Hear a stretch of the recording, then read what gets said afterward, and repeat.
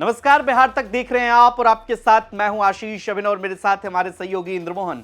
आप तमाम दर्शकों को नव वर्ष की हार्दिक शुभकामना। इस खबर में हम बात करेंगे 2025 में वो नेता जो हीरो थे, खुद को हीरो कह रहे थे, जनता भी उन्हें कुछ हद तक हीरो मान रही थी, उनके खास करके अपने कार्यकर्ता, लेकिन चुनाव परिणाम ने उन्हें जीरो पर ला दिया। उनके लिए चुनौतियां 2026 में भी बहुत हैं। इंद्रमोहन सर, क्या कहेंगे इसको लेकर? देखिए, सबसे बड़े नेता तो इसमें अगर किसी की बात की जाए तो वो तेजस्वी यादव जिस तरीके से उन पर सबकी 2025 में नज़र थी और जो चुनाव के परिणाम आए कि पार्टी 25 सीटों पर सिमट के रह गई और उनकी अगुवाई में महागठबंधन मात्र 35 सीटों पर आ गया, ये अपने आप में बताता है कि तेजस्वी यादव को बिहार की तेजस्वी यादव नब्ज नहीं पकड़ पाए। भले चुनाव के बाद उन्होंने जो अपने इंटरव्यू में कहा हो, लेकिन जनता से दूरी तो उनकी दिखती है और 2026 में उनके लिए भी सबसे बड़ी चुनौती यही होगी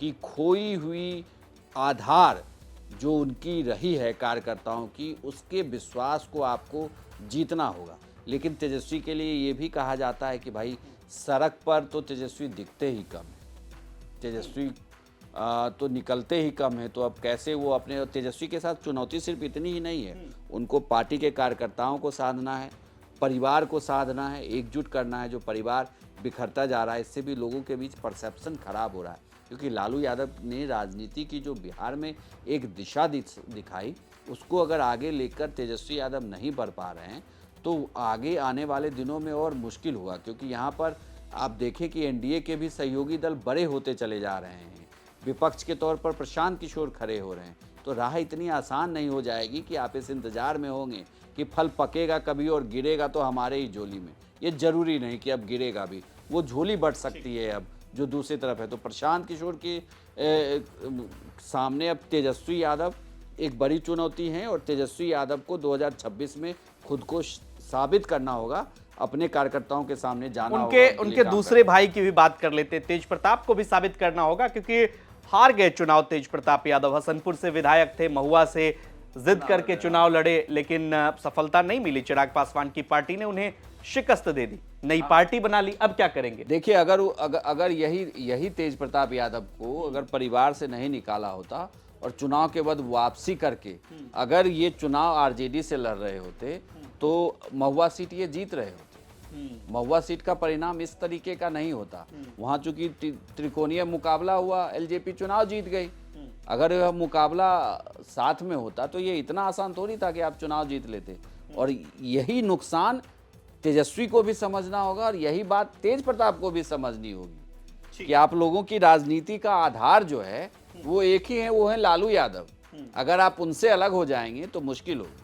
ठीक है, इसी कड़ी में चूंकि आपने प्रशांत किशोर का भी जिक्र किया, कोई खास सफलता मिली नहीं प्रशांत किशोर को, और जिस तरीके से, जिस उम्मीद के साथ प्रशांत किशोर बिहार की धरती पर आए, लगातार 3 साल पदयात्रा की, चलते रहे, सफलता नहीं मिली। चुनौतियां 2026 में कम नहीं है उनके लिए। देखिए, 2026 में प्रशांत किशोर के लिए सबसे बड़ी चुनौती ये होगी कि जब वो पदयात्रा करें तो उनको जनता को ये बताना होगा कि वो क्या करेंगे।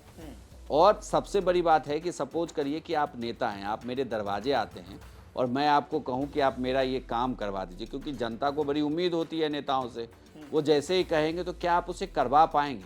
प्रशांत किशोर कह रहे हैं कि भाई हम जिन्हें 10,000 मिला महिलाओं को, हम कोशिश करेंगे कि उनको 1,90,000 दिलवा दें, लेकिन क्या दिलवा पाएंगे आप? सरकार नहीं चाहेगी तो आप नहीं दिलवा पाएंगे। उसके लिए क्या आंदोलन करेंगे आप? अच्छा, तीसरी बड़ी बात, अगर दिलवा दिए तो फिर तो सरकार की वाहवाही हो जाएगी। प्रशांत किशोर को विपक्ष का चेहरा बनना पड़ेगा, उन्हें तेजस्वी यादव के समकक्ष खुद को खड़ा करना होगा। और इसके लिए मुश्किल ये है कि चूंकि उनके पास विधायक नहीं है, तो उन्हें कोशिश ये करनी होगी कि जो स्नातक वाला एमएलसी का चुनाव हो उसमें उनको अपने उम्मीदवारों को जिताना होगा। साथ ही बिहार में पंचायत के जो चुनाव हो उसमें अपने कार्यकर्ताओं को जिताना होगा, जिससे उनका आधार बढ़े बिहार में। और ये चुनौती बहुत बड़ी चुनौती होगी। ठीक है, एक और नाम चूंकि बहुत चर्चा में रहे और कहा जाता है कि 2025 में ओवररेटेड नेता हो गए और सफलता भी नहीं मिली, एक सीट भी नहीं जीत पाए, मुकेश सहनी की पार्टी, उनकी क्या स्थिति रहने वाली है साल 2026 में?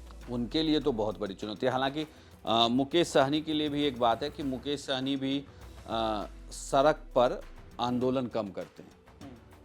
मतलब पिछले कई सालों में आप देखेंगे उनकी रथ यात्रा आप देख लेंगे, उनकी पद यात्रा देखी क्या, गंगा जल में लेके जो, हाँ आप रथ यात्रा कर रहे हैं, आप शानदार चश्मा पहन रहे हैं, कपड़े पहन रहे हैं, जा रहे हैं, लोगों के बीच मिल रहे हैं, हेलीकॉप्टर से उड़ रहे हैं, मछली खा रहे हैं, संतरे खा रहे हैं, लेकिन आप अपने लोगों के बीच कितना जा रहे हैं। हालांकि अब उन्होंने वापस जाना शुरू किया है, लेकिन उन्हें भी सड़क पर उतरना होगा, सरकार को घेरना होगा, और दूसरी बड़ी बात कि उन्हें ये विश्वास भी जीतना होगा कि वो किस तरफ है।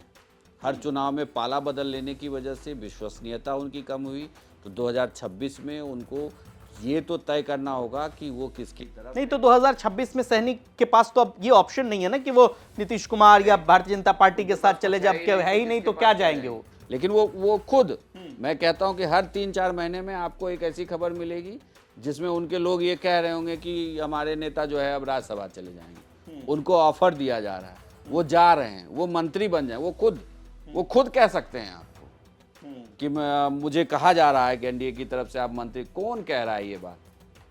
कहाँ से ये बात निकल कर सामने आ रही है? इससे क्या फायदा हो रहा है? क्या उनकी जाति वोट, उनकी देखिए, उनके लिए सबसे बड़ी चुनौती ये भी है कि उनकी जाति के वोट बैंक को वो एकजुट करके अपने पाले में कर लें। भले ही वो सन ऑफ मल्लाह कहलाएं, लेकिन अगर डेटा को देखा जाए, बिहार के डेटा को देखा जाए, तो उनकी जाति यानी कि निषाद मल्लाह जाति उनके पक्ष में वोट नहीं कर रही, वो बटी हुई है, और उसमें भी ज़्यादातर वोटर एनडीए के पक्ष में वोट कर रहा है। ये बात कई बार प्रूफ हो चुका है। भले ही वो तमगा ले लें सन ऑफ मल्लाह का, भले ही वो कहें कि मल्लाह उनके लिए वोट कर रहा है, लेकिन ऐसा होता हुआ बिल्कुल नहीं दिख रहा है, क्योंकि जिस तरीके से इस बार के चुनाव परिणाम आए और उनकी वजह से कई निषाद नेता बन गए बिहार में। ये भी एक अपने आप में बड़ी बात है। निषाद की पॉलिटिक्स करने के लिए आप आए, उड़ के आए हो, या रमा निषाद मंत्री बन गई। कैसे? ये कैसे हो रहा है? ये सब उनकी पॉलिटिक्स की देन है।